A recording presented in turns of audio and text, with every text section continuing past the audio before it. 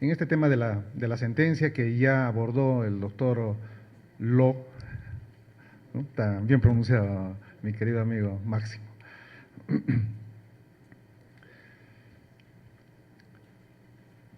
La sentencia en el Estado constitucional de Derecho.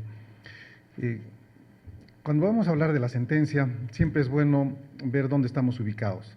Evidentemente, cuando partimos de la época del monarquismo, nos damos cuenta que el monarca, el rey, tenía todo el poder en relación a todos los poderes del Estado. Y en esa perspectiva, luego tenemos la Revolución Francesa, que se basa fundamentalmente sobre dos principios, el de legalidad y el de libertad. Entonces, aquí viene la intervención de Montesquieu para hacer la separación de poderes. ¿Qué lleva a eso?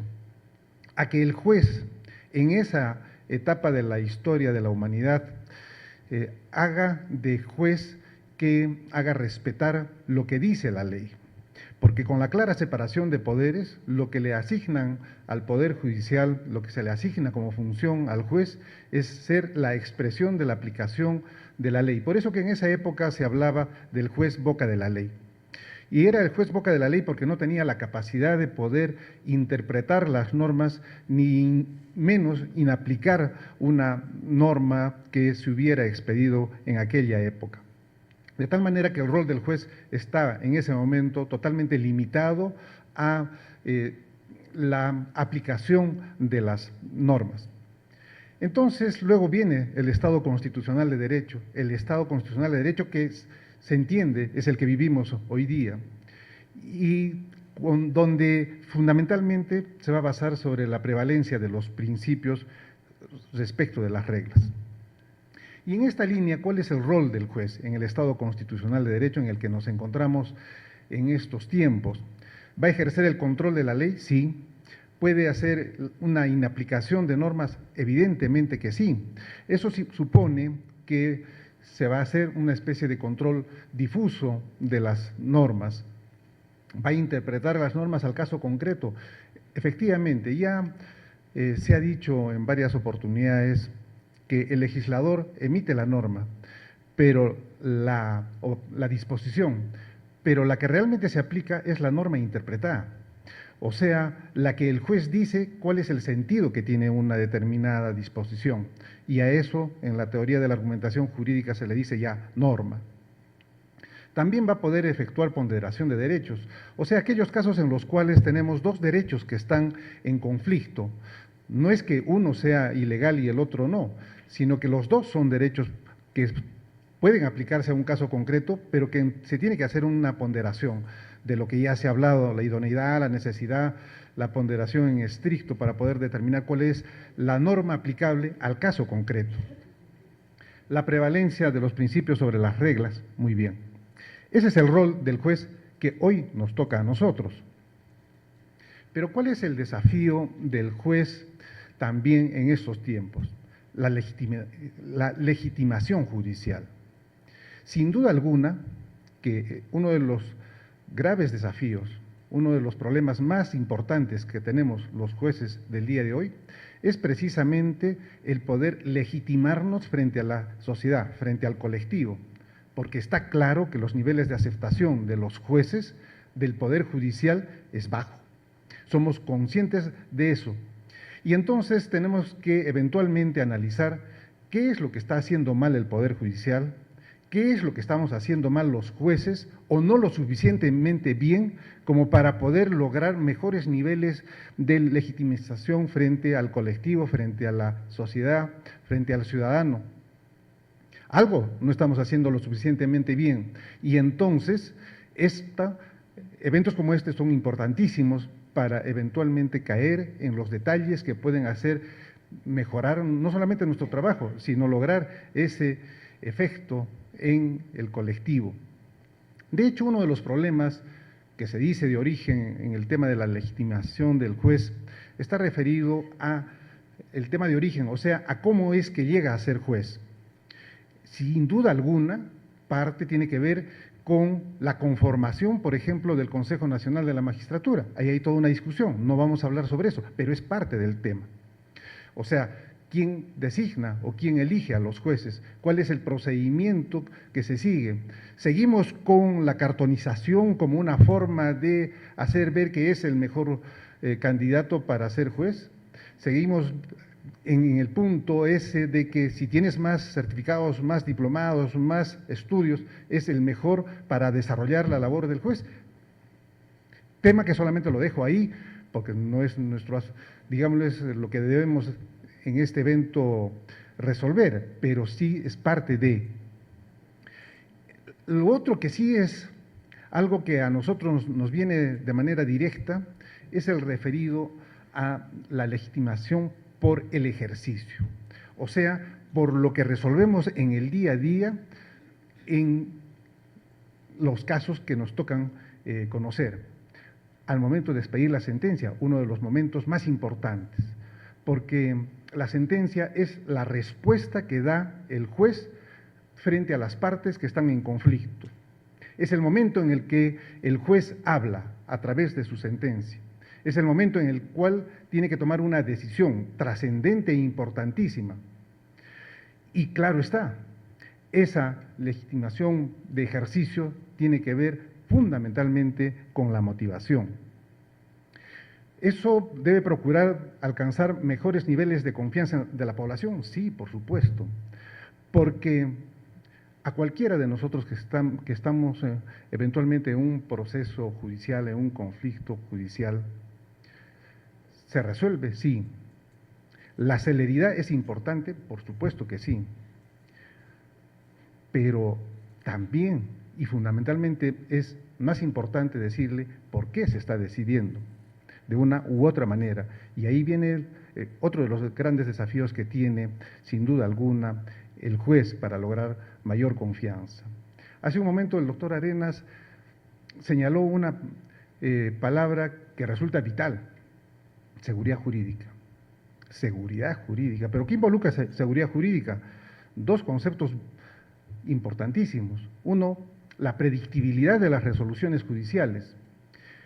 Y aquí no se trata no solamente de que nos pongamos de acuerdo, sino que hagamos un enorme esfuerzo por aplicar lo que eventualmente se viene conjuncionando como pensamientos mayoritarios.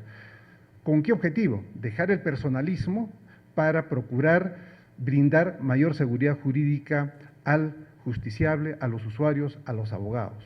Todos quieren saber cómo es que se va a resolver un determinado caso. Y aquí tenemos que dejar una cuotita de arena con nuestra contribución de dejar algo de personalismo para ir por los pensamientos mayoritarios, aunque eventualmente uno no estuviera tan de acuerdo, porque uno tiene que darse cuenta que la administración de justicia no es para uno, sino es un servicio de justicia dirigido a. Y el otro aspecto que también resulta vital dentro de la seguridad jurídica es la permanencia en el tiempo, o por lo menos una relativa permanencia en el tiempo. Porque si son criterios que se varían cada sentencia, cada casación, cada sentencia del Tribunal Constitucional, entonces estamos en gravísimos problemas de predictibilidad, porque no hay una permanencia en el tiempo. Y si no, imaginémonos nomás caso Huatuco. Caso Huatuco ha tenido tantas interpretaciones como sentencias, y sigue teniéndolas. Y entonces, ¿eso es seguridad jurídica? ¿Eso es actuar responsablemente desde la perspectiva del servicio de justicia que nos debemos a los usuarios judiciales? Sin duda que no. Ahí tenemos trabajo por hacer. Uno de los aspectos que resultan vitales es sin duda la motivación de nuestras sentencias. Ya el Tribunal Constitucional en esa sentencia que aparece en la diapositiva ha hecho un amplio desarrollo de lo que es la motivación. El Poder Judicial también ha hecho, a través de casaciones, a través de las salas constitucionales, pero también el Consejo Ejecutivo a través de la aprobación de algunas disposiciones relacionadas a este tema, ha hecho alusión al tema de la motivación. El Consejo Nacional de la Magistratura ha hecho un análisis a través de este precedente 120 y que, gracias a Dios, mi querido amigo, el doctor Máximo Ló, ha hecho ya alusión de tal manera que me permite saltar un poco esa parte, pero A resumidas cuentas, el tema de la motivación aquí nos trae un desafío también para las entidades que están involucradas en este tema. ¿Por qué es que en un momento determinado los jueces comenzamos a motivar, yo diría, hasta en exageración? Comenzar a pegar citas doctrinarias, lo que dice el TC sobre tal cosa, lo que dice tal autor sobre tal otra cosa. ¿Por qué? ¿Solamente por el gusto de los jueces de hacer las sentencias más ampulosas? No, no. Ha habido una causa, y esa causa fue porque cuando se iba al proceso de ratificación ante el Consejo Nacional de la Magistratura sobre 2 puntos, hizo citas jurisprudenciales, hizo cita de doctrina, citó a tales autores, no, entonces sobre 2, 0.5, 1. Entonces, cuando el Tribunal Constitucional eventualmente quiere declarar la nulidad de una resolución judicial que vía amparo ha llegado hasta su conocimiento, ¿cuántas veces se ha declarado fundadas las demandas de amparo derivadas de la insuficiente motivación? En muchos casos es probable que esa sea una realidad, pero en otros casos yo creo que no tanto. ¿Y cuántos casos en casaciones la Corte Suprema ha resuelto la nulidad por insuficiente motivación? En muchos casos. Entonces eso nos trae otro problema.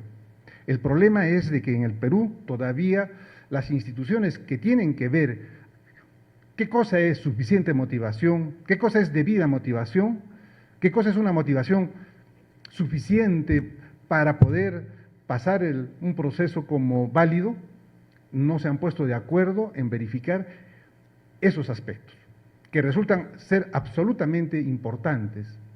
Porque en otros países, si no vayamos nomás a nuestro vecino país de Chile, y muchos de aquí hemos ido a ver sus audiencias, y de repente una oposición, a conocimiento del abogado de la otra parte. Me opongo, señor, ¿y cuáles son sus fundamentos tales? No al lugar, seguimos adelante. ¿Eso es admisible en el Perú? No, no entra en nuestra idiosincrasia, no entra en nuestra lógica. Tenemos que hacer toda una resolución prolongada, amplia, nos consume tiempo. Nuestras audiencias demoran aproximadamente 45 minutos en promedio, algunas hora y media, 2 horas. En Chile dura 20, 25 minutos una audiencia. Entonces, ahí hay temas que analizar, pero fíjense que resulta sumamente importante que las instituciones, Tribunal Constitucional, Poder Judicial, Consejo Nacional de la Magistratura, la OJMA, se pongan de acuerdo respecto de esos puntos para que los jueces a su vez sepamos a qué atenernos también. Seguridad jurídica, también para nosotros, como jueces, para saber qué cosa es suficiente motivación para a dónde llegar. El CNE ha hablado de defectos de los que ya hizo referencia mi amigo Máximo Ló, de tal manera que yo me salto. Pero, ¿qué cosas, en todo caso, podemos señalar que una resolución de buena calidad debe tener? Si cumple con los requisitos de validez, si es ordenada, si es clara, si está motivada. Bueno, perfecto. La sentencia en la nueva Ley Procesal del Trabajo se basa fundamentalmente en la oralidad, la celeridad, la veracidad. La oralidad, desde la perspectiva de la sentencia, ¿cómo es que se manifiesta? En el caso peruano, nuestras sentencias no son orales, no son exclusivamente orales, porque sencillamente tenemos la obligación de escribirlas, porque en nuestro ordenamiento, en la nueva Ley Procesal del Trabajo, parte de las etapas escriturales es la sentencia. Sin embargo, dentro de la oralidad y la sentencia, lo que sí podemos hacer es comunicarles el sentido de la parte resolutiva una vez concluida la audiencia respectiva. Y para eso tenemos hasta 60 minutos. Sin embargo, aquí, en esa comunicación, resulta sumamente importante, en mi concepto, decirle en pocas y breves palabras, no solamente fundada, infundada, o se confirma, o se revoca en parte, sino decirle con más claridad qué cosa es en realidad lo que se está resolviendo y en 4 palabras, ¿por qué se está resolviendo eso? Eso involucra oralidad al momento de la emisión de la sentencia, porque no se trata de hacerle conocer cuál va a ser el sentido cuando eventualmente todavía no se ha resuelto el caso. En realidad ya se tiene que haber resuelto el caso para decirle exactamente eso, porque si no luego el juez queda totalmente amarrado de pies y manos, o sea, amarrado a lo que ha dicho en la audiencia sin saber exactamente cuáles van a ser los fundamentos y cuál va a ser la decisión en concreto que se va a plasmar en la sentencia escrita. Y eso sería terriblemente peligroso, ¿no? Que el juez quede amarrado a eso cuando eventualmente el asunto no está todavía totalmente trabajado. La celeridad es importantísima. De la primera exposición que hemos tenido el día de hoy y que ha sido sumamente ilustrativo en relación a la duración de los procesos, sin duda alguna que hay cortes que tienen plazos más largos, otras más cortas, pero si podemos decir un común denominador, un desafío que tenemos los jueces en relación a la celeridad es que tenemos que trabajar en la disminución de los tiempos, pero sin sacrificar la calidad de nuestras resoluciones. Y ahí viene conjugar ambas cosas. Solo disminuir tiempos en la idiosincrasia del Perú, no estamos en la idiosincrasia de Chile, como les señalaba hace un momento, u otros países, en la idiosincrasia del Perú no solamente es tiempo, sino también es calidad de las resoluciones. Conjugar ambas cosas es el enorme desafío que tenemos como jueces. Sin embargo, estaba pensando y decía, ¿podemos disminuir los tiempos dentro de nuestros propios parámetros y dentro de nuestra propia realidad del Perú? Yo creo que sí, de hecho podemos hacerlo. Y sin duda alguna habría que traer a recuerdo una resolución, creo que es la 02-2014 del Consejo Ejecutivo del Poder Judicial, en el sentido de evitar las nulidades en segunda instancia. Hacer un enorme esfuerzo por evitar las nulidades. Claro está que hay casos en los cuales tendrá que declararse la nulidad, pero si hacemos conciencia de que todos aquellos casos en los cuales existiese insuficiente motivación son salvables, creo que un buen porcentaje de procesos judiciales acabarían con un pronunciamiento de fondo en la segunda instancia. De tal manera que aquí tenemos un desafío, tenemos algo que podemos hacer en concreto y creo que en segunda instancia podemos hacer un enorme esfuerzo por hacer una, en todo caso, debida o suficiente motivación, pero evitar las nulidades por esa circunstancia. Lo que involucra sin duda alguna también un mayor esfuerzo y trabajo por parte de los jueces en segunda instancia.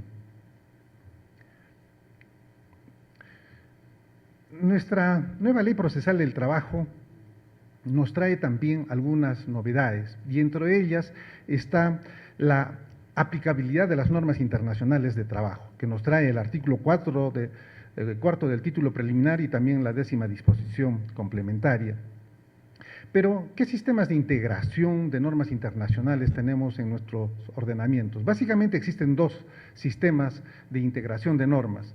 Tenemos el sistema monista, al cual se adscribe el sistema europeo continental, o sea, el sistema que tenemos en el Perú, y también el sistema dualista, que corresponde básicamente al sistema anglosajón.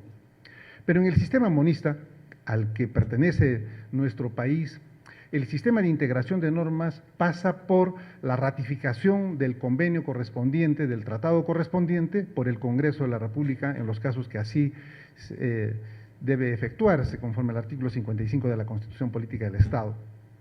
Sin embargo, algo que hay que tener absolutamente presente es lo siguiente. Por ejemplo, dejo la pregunta en silencio. El convenio 183 de la OIT, de la Organización Internacional del Trabajo, en este momento ya es aplicable en el Perú. Veamos. El convenio 183, que hace referencia a la protección de la madre trabajadora, de la mujer embarazada, ha sido ratificado por el Congreso de la República en febrero del 2015 y se ha publicado en el Diario Oficial del Peruano. Entonces, ¿a partir de ese momento es aplicable esa norma internacional? No, no es aplicable a partir de ese momento. Entonces, ¿a partir de qué momento es? Es a partir, o sea, un año a partir del momento en el que el Estado peruano hace el depósito del instrumento correspondiente ante el director general de la OIT. ¿Y dónde está eso? En el artículo 19 de la Constitución de la Organización Internacional del Trabajo. De tal manera que es a partir de ese momento recién que se puede aplicar un convenio de la Organización Internacional del Trabajo. En otras palabras, este convenio 183 en este momento todavía no resulta ser aplicable en nuestro país. Y esto hay que tenerlo muy presente, porque sí he visto algunas decisiones que se fundamentan en este convenio, pero en este convenio todavía no es aplicable. Lo podemos mencionar referencialmente, pero no podemos decir, en base a esto, decir tal cosa, porque eso sería como aplicar una norma que no está vigente y que de hecho en este momento este convenio no está vigente. En el caso de los sistemas dualistas es más bien diferente, porque en el sistema anglosajón lo que se exige para la aplicabilidad de un tratado, de un convenio, por ejemplo, de la OIT, es de que tiene que recogerse en una norma que emite su legislativo y la publica, y a partir de ese momento se aplica. Es un sistema diferente al nuestro. Otro tema que resulta ser sumamente importante en el momento de resolver en las sentencias, justamente porque el artículo 10 de las disposiciones complementarias de la nueva Ley Procesal del Trabajo y el artículo 4 nos obligan a ver el tema de las normas internacionales. ¿Cuál es la ubicación jerárquica de estos tratados y estos convenios? Si, digamos, les hubiera conflicto entre un tratado internacional que el Perú ha suscrito y la Constitución misma del Perú, en ese caso, nosotros, ¿qué debemos hacer? En ese caso, evidentemente, si se trata de derechos fundamentales, hay consenso en que debe prevalecer el tratado internacional. Pero también es bueno hacer presente que en la Convención de Viena, que se le conoce como el Tratado de los Derechos en el orden internacional, en este Tratado de Viena se establece que todo aquel país que suscribe este Tratado de Viena se obliga a su cumplimiento y se obliga al cumplimiento de los tratados que ha suscrito, y también se obliga a que inclusive las normas internas queden subordinadas a estos tratados. Y ya el Tribunal Constitucional ha desarrollado en algún momento, en esa sentencia 47/2004, este aspecto. Y sin duda alguna, lo que queda claro es que cuando se trata de derechos fundamentales, quedamos subordinados a los tratados que el país ha ratificado y suscrito. Obviamente, conforme a nuestra nueva Ley Procesal del Trabajo, estamos obligados a ello. Alguna jurisprudencia relevante sobre el tema de las sentencias. En esta casación laboral 9785 del Cusco, también la Sala Constitucional hace alusión a la obligación de aplicar normas internacionales de trabajo. Y aquí nos habla de la pretensión implícita que también hace ya un buen rato se hacía alusión en este mismo evento, o sea, la posibilidad de que se pueda desnaturalizar al demandar la reposición como pretensión principal única en un proceso abreviado. Sin embargo, quedan en el tintero algunas inquietudes, algunas preguntas. Pretensión implícita. Esto quiere decir que no ha sido consignado expresamente en el petitorio la desnaturalización de un contrato de locación de servicios, la desnaturalización de un contrato modal para ser indeterminado, etcétera. No ha sido consignado expresamente. Sin embargo, de los fundamentos fácticos se puede extraer que ese es el tema. Y entonces, si se trata de una pretensión principal única sobre reposición, nos dice esta casación y otras más que sí es posible emitir este pronunciamiento. Pero algunas inquietudes es, por ejemplo, si no se demanda reposición y solo se demanda cobro de beneficios sociales, ¿es posible aplicar la posibilidad de la pretensión implícita? Dejo la pregunta. En otro caso, si se demanda, por ejemplo, daños y perjuicios de los que hablaba el doctor Arenas hace un momento, daños y perjuicios porque ha sido despedido y luego repuesto, ¿es posible aplicar la pretensión implícita? Dejo la inquietud ahí. En esta casación 11571 Lima, la Corte Suprema hace un amplio desarrollo sobre el tema de la incongruencia en las resoluciones que eventualmente expedimos y habla de la sentencia ultrapetita, la extrapetita, la cifrapetita, la infrapetita. Aquí tengo una preocupación en relación a la ultrapetita. La sentencia ultrapetita se supone que en teoría significa que el juez da, al momento de expedir la sentencia, algo más de lo que ha sido demandado.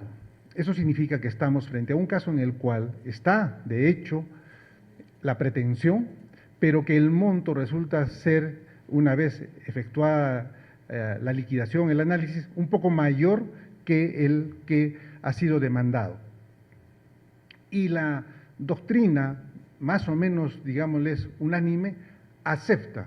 Y la forma como hemos venido resolviendo dentro de la Judicatura Nacional es en el sentido que si se da ese caso, entonces ordenamos pagar lo que corresponde, o sea, digámosles, demanda vacaciones, y en su liquidación en la demanda dice, me debe por tales periodos 50,000 soles. En la liquidación que hace el juez aparece que no son 50,000, aparece que son 60,000 soles. Muy bien, ¿qué hace el juez? Ordena pagar los 60,000 soles. Ese es un típico caso de una sentencia ultrapetita. Pero lo he puesto en rojo porque a criterio de la Sala Constitucional que ha resuelto esta casación, ese sería un supuesto de incongruencia, la sentencia ultrapetita. Y por tanto, aquí sí se me para las orejas, porque no es una forma como la hemos venido resolviendo a lo largo de la historia de los pronunciamientos de la judicatura.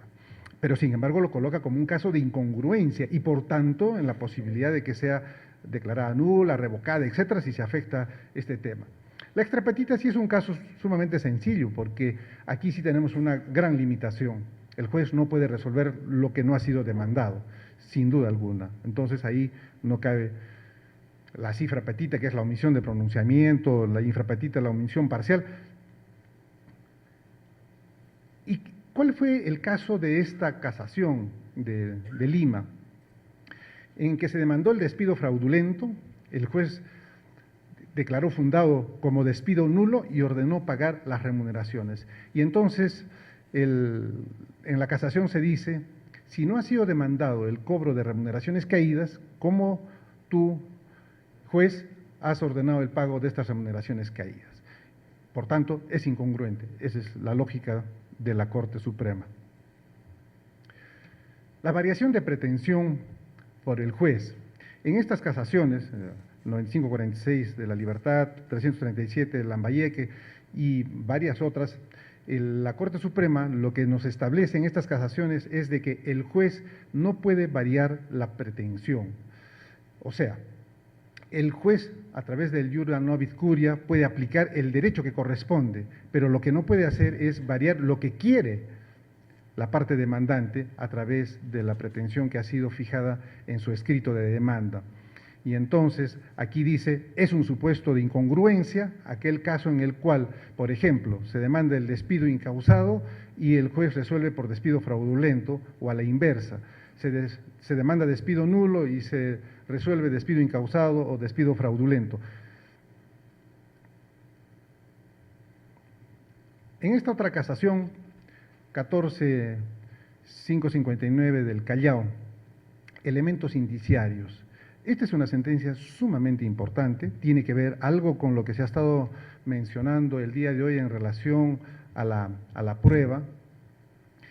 Y en esta casación lo que se habla es de que se considera, en el caso de nulidad de un despido de un dirigente sindical, a que ver los elementos indiciarios. A ver, veamos cómo es el asunto.